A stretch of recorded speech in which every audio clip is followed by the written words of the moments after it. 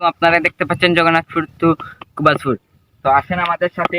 এই যে বেরিবানটা একেবারে বাঙ্গার উপযুক্ত, মানে পানি একেবারে বেড়ে যাচ্ছে। তো একজন চাচাকে আমরা পেয়ে গেছি এখানে। চাচা, আপনি কিছু বলবেন? হ্যাঁ, এই যে এই যে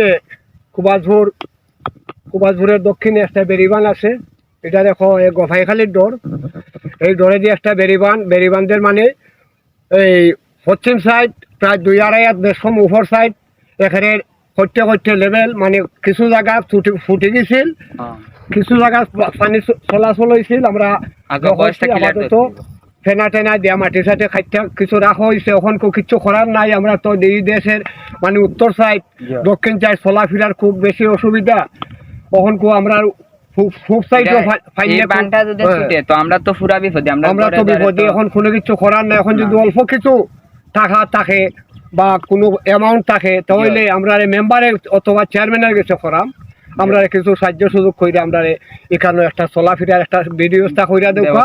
আর না হইলে আমরা বাঙ্গা খাইটা দেওয়া, আর না হইলে আমরা বাঙ্গা খাইটা দেওয়া। আমরা সবচেয়ে ভালো হইব। জানি আমরা এই পানির উপরে দিয়ে বাসলাম, আর কিছু করার নাই। আল্লাহ। ওকে, রাখি।